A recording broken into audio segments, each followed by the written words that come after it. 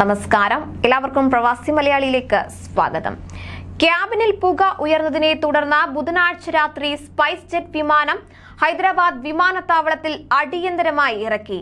സംഭവത്തെക്കുറിച്ച് DGCA അന്വേഷണം പ്രഖ്യാപിച്ചിട്ടുണ്ട്. വിമാനം സുരക്ഷിതമായി ലാൻഡ് ചെയ്ത ശേഷം എമർജൻസി എക്സിറ്റ് വഴി യാത്രക്കാരെ പുറത്തിറക്കുകയായിരുന്നു.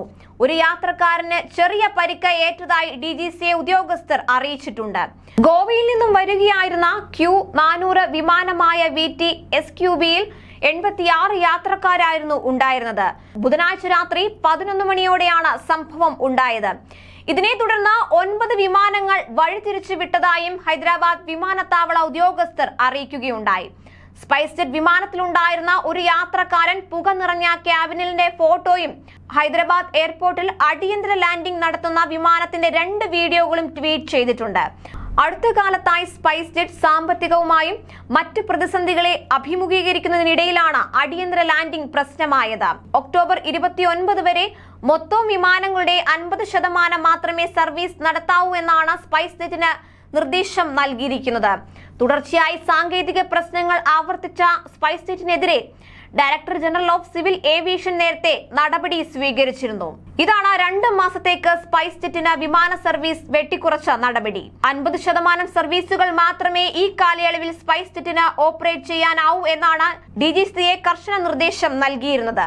DGCA നടത്തിയ പരിശോധനയിൽ സ്പൈസ് ജെറ്റിന്റെ സുരക്ഷാ മുൻകരുതലുകളും മെയിന്റനൻസും പര്യാപ്തമല്ല എന്ന് കണ്ടെത്തിയിരുന്നു. സ്പൈസ് ജെറ്റിന്റെ പ്രവർത്തനങ്ങൾ നിരീക്ഷിച്ച ശേഷമാകും തുടർ നടപടികൾ എന്നും ആണ് director general of civil aviation വ്യക്തമാക്കിയിരുന്നത്. അടുത്തിടെയായി സാങ്കേതിക പ്രശ്നങ്ങൾ ആവർത്തിച്ച സ്പൈസ് ജെറ്റ് അടിയന്തരമായി നിലത്തിറക്കിയ സംഭവം ഉണ്ടായിട്ടുണ്ട്. സ്പൈസ് ജെറ്റ് വിമാന കമ്പനിക്ക് ഡയറക്ടറേറ്റ് ഓഫ് സിവിൽ ഏവിയേഷൻ കാരണം കാണിക്കൽ നോട്ടീസും നൽകിയിരുന്നു. വിമാനങ്ങൾ നിരന്തരം തകരാറ് മൂലം തിരിച്ചിറക്കിയതിനാണ് കാരണം കാണിക്കൽ നോട്ടീസ് നൽകിയത്. ഡൽഹിയിൽ നിന്ന് ദുബായിലേക്ക് പുറപ്പെട്ട വിമാനം കറാച്ചി വിമാനത്താവളത്തിൽ ഇറക്കിയതടക്കമുള്ള വിഷയങ്ങൾ നേരത്തെ തന്നെ DGCAയുടെ ശ്രദ്ധയിൽപ്പെട്ടിരുന്നു. ഇതിന് പിന്നാലെയാണ് നടപടി സ്വീകരിച്ചത്. സ്പൈസ് ജെറ്റ് വിമാനങ്ങൾ മാനദണ്ഡങ്ങൾ പാലിക്കുന്നതിലും നിയമപ്രകാരം സുരക്ഷ ഒരുക്കുന്നതിലും വീഴ്ച വരുത്തിയെന്നും DGCA സ്പൈസ് ജെറ്റിന് നൽകിയ നോട്ടീസിൽ വ്യക്തമാക്കിയതാണ്. യാത്രക്കാരുടെ സുരക്ഷയാണ് പരമപ്രധാനമെന്നും സുരക്ഷയെ ബാധിക്കുന്ന ചെറിയ സംഭവങ്ങളിലും കർശനമായ അന്വേഷണവും നടപടിയുണ്ടാകുമെന്ന് കേന്ദ്ര വ്യോമയാന മന്ത്രി ജ്യോതിരാദിത്യ സിന്ധ്യയും ട്വിറ്ററിൽ കുറിച്ചിരുന്നു.